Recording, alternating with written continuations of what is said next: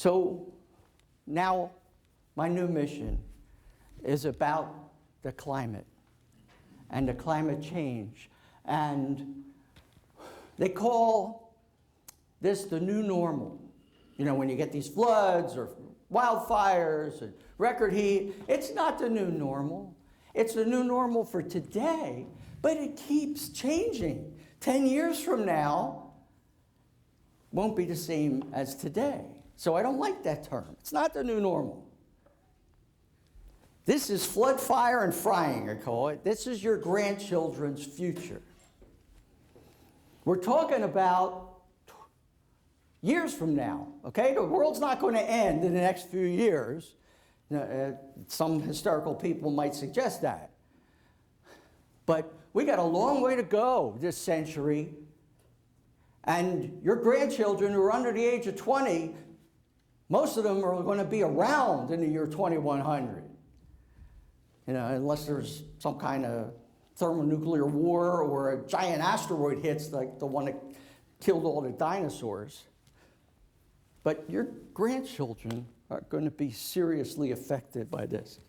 It says, sorry, kid, but thanks to my selfishness, you will face unspeakable suffering from climate change during your lifetime. And the kid says, is there any good news? Yeah, I'll be dead by then. But you do care. Obviously. And look what's happening. All over the world. This is just the flood part of the extremes. And I'm not just talking about flooding. I'm talking about record flooding, disasters, deaths. Libya, remember that? There was over 10,000 people died. In Greece, thousands more. Look at all of these from all over the world. That's just part of it. There's another page. Again, all over the world. East, west, every continent. In the U.S., remember Fort Lauderdale, Detroit, Texas, and in Bucks County here, that downpour that ended up killing several people. So the thing is, though, that every picture I just showed you happened this year.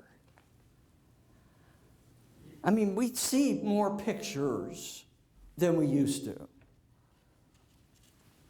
But this is insane. And there's a reason for that. The world is warming. And weather is not what it used to be. And it's not going to continue to be the way it used to be. You remember this? This is natural. This is a man on steroids, Barry Bonds. And why did we know that he was on steroids? Duh! Look at the picture. That's the same human. But it's obvious, okay? We didn't need the results of a drug test to know that he was using steroids. And that's what is happening with the climate too. It's becoming so obvious, it's right in front of you. All right, I got a bottle of water here, holding it. If I let go, what's going to happen? It's going to fall. It's going to hit the ground. Why is that?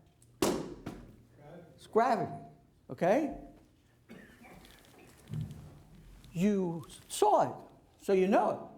But just think about this, and one of my favorite bumper stickers ever said, gravity doesn't exist. The Earth sucks.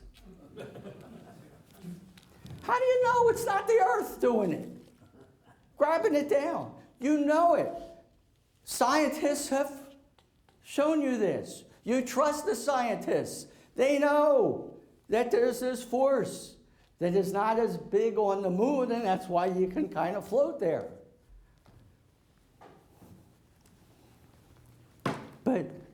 climate change is as well established as gravity. It just doesn't happen in an instant, but it happens and it's obvious and you can see it as well as you can see Barry Bonds. And he didn't just break the all-time home run record by a little, he smashed it. And that's what's happening with weather records around the world. They're not just being broken by a little bit, they're getting smashed and destroyed. So that's what it is. The earth is juiced. The earth is on steroids. And it's on steroids because of the increased carbon dioxide and other greenhouse gases that are put in the atmosphere. 27 years ago, I was uncertain about it. 17 years ago, suspicious. That was Doug Kammerer with me. And then 7 years ago, became more certain. This is what science does. You learn things. Evidence changes. And you have to change your opinions. And when we look at this, there's carbon dioxide, and there's temperature, perfectly oriented together. There is nothing else that explains the warming that we've seen over the last 150 years other than the greenhouse gases, carbon dioxide, the main one. And it's going to keep going. It's not going to stop. This isn't the new normal. And this is the forecast back in 2000. The black line is the forecast. This is the range of possibilities. You know, there's no such thing as perfection in a forecast. I would know. But look at how close it is. The average temperature of the Earth is going up almost exactly the way the climate scientists have said. And one of the ways to prove that is to go back in time, throw that data into a computer, and see what that forecasts. It's called a hindcast. And when you do that, bam, same thing. Now it goes down some. Mainly, that's 1992. That's Mount Pinatubo, volcano erupting. Puts all kind of junk up in the air, blocks the sunlight, the whole earth cools.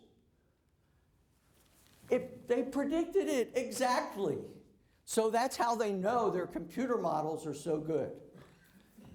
Because they're able to not only predict the future, but hindcast it. And here's another one. The temperature going up as carbon dioxide goes up. That's 40 years ago.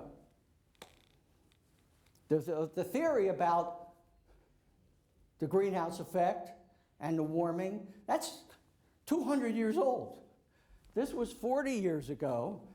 But what's interesting about this is this came from Exxon.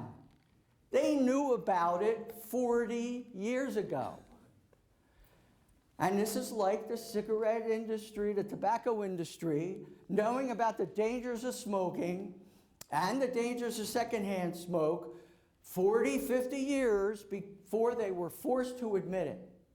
And how many people died from lung cancer and other diseases because the tobacco industry withheld that information, covered it up, hired people to be experts to make it uncertain? Exxon, they're being sued now because this stuff has come out. And now they have to admit that they knew all along that this was happening. So this is what happens. There's a big range of beliefs. There's some that are alarmed. I'm in that category. I'm not an alarmist.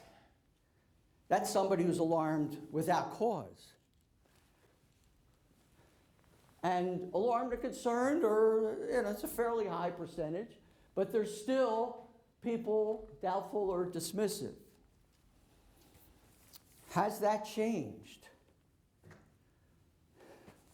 Well, the alarmed amount has changed, it's increased, but the dismissives have not. And what I added 2 extra categories. And people who are the alarmists, who think we only have a few years left and we're doomed. Well, that's why we call them doomers. And then on the right, there are people not only who don't accept the science of climate change, they're fighting against it. They're passing laws forbidding you to have electric cars or solar panels on your house or to build windmills in that county. That's happening in several parts of the country. They're saboteurs. So Ohio is one of those states. They're trying to ban windmills. They're trying to ban solar. And then the other side, doomers. The uninhabitable earth, how is that going to help anybody? Well, I guess that's the end. We had a nice run. So in both cases, that means nobody does anything. So in a way, they're on the same team even though they're in both extremes. And this is what I say to them.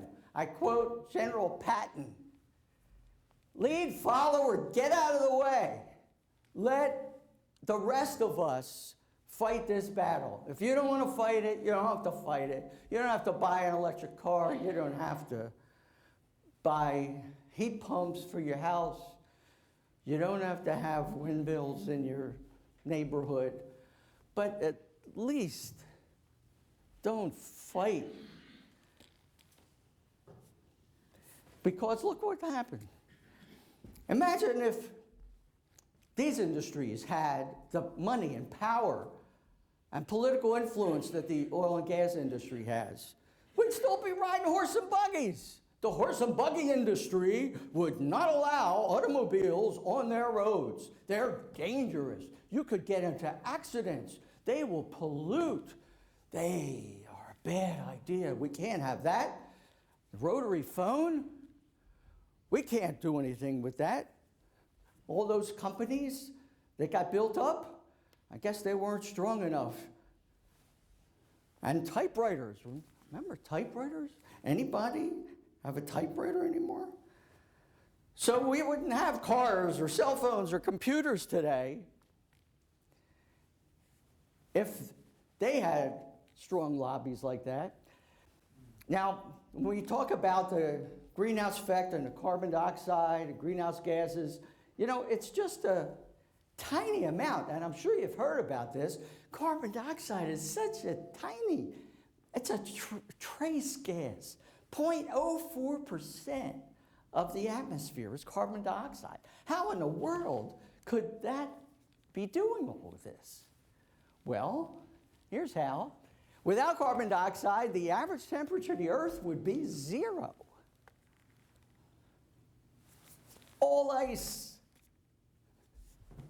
None of us would be around if there was no carbon dioxide. So we're very thankful that there's carbon dioxide. But now the average temperature is 60. 0.04% of the whole atmosphere did that.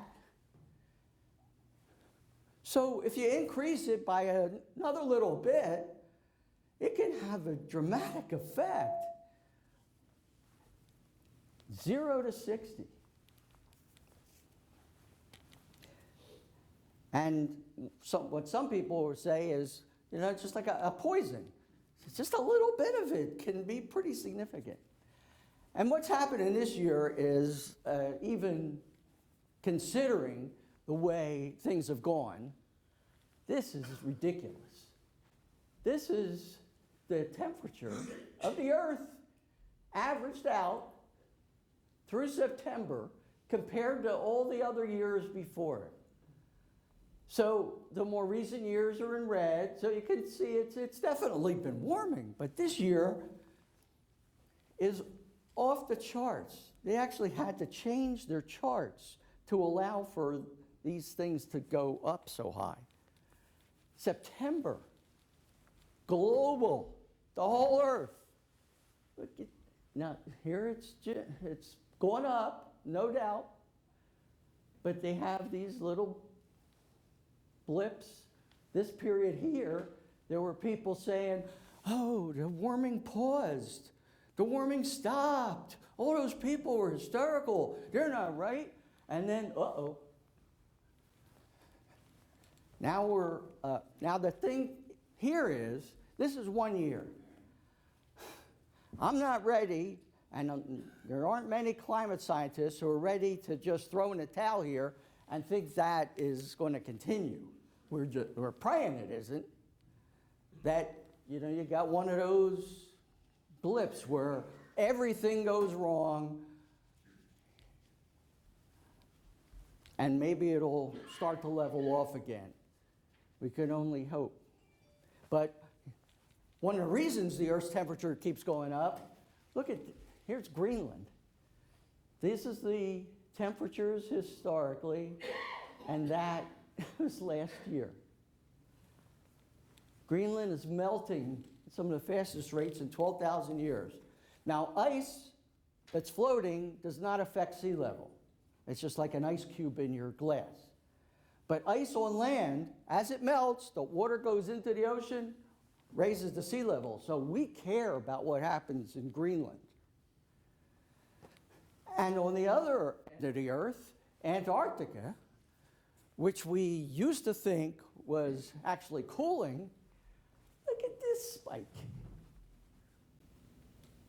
That is 70 degrees above average. That's the equivalent of Philadelphia getting to 137 degrees in October. That's how freakish that is. And this is scaring a lot of people. And we, again, just hope it's just a blip. But the general trend will continue because it's just like gravity. You warm up the earth, you get more moisture. You warm up the oceans, you get more moisture. You got more moisture, you get more rain. So this is actually an equation of physics that is indisputable. I call it the ACC, accelerated climate change. For every degree that you increase the temperature, there's more water vapor around to create the rain. And it creates these downpours. All right, it's one thing to have more rain over a year, but it's the downpours that cause the problem. In Philadelphia, the number 3 city in the entire country, up 360% in the more extreme days. Kind of occur to you that it's when it rains, the expression, when it rains, it pours. Yeah, and it's pouring more than it ever did. So in Philadelphia since 2010, we've had the wettest hour, the wettest day, the wettest month, the wettest year. No coincidence. And then we have to add sea level to everything. So there's the Philadelphia sea level. So every flood brings a worse outcome today than it did in the past. What would Hurricane Agnes do today with that much more water vapor around? We don't want to find out. And the sea level that has been rising gradually, this is one place, again, that is a little scary. In Pensacola, Florida, in the last decade or so, it's 6 times the rate that it was the rest of the century.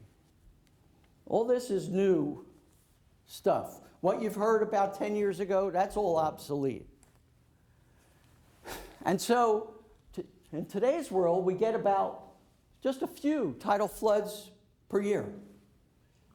But by 2070, 100 to 300 per year, about every other day, That's 2070. That's not when your grandchildren are 80. That's when your grandchildren may be 50.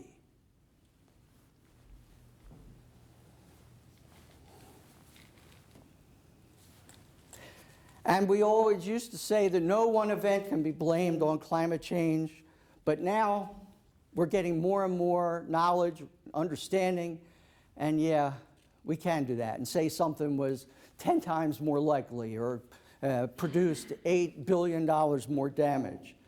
But here's the problem with trying to fix this problem. Nobody owns the sun. We can't say there's a company that can sell you the sunlight or make a profit off of it,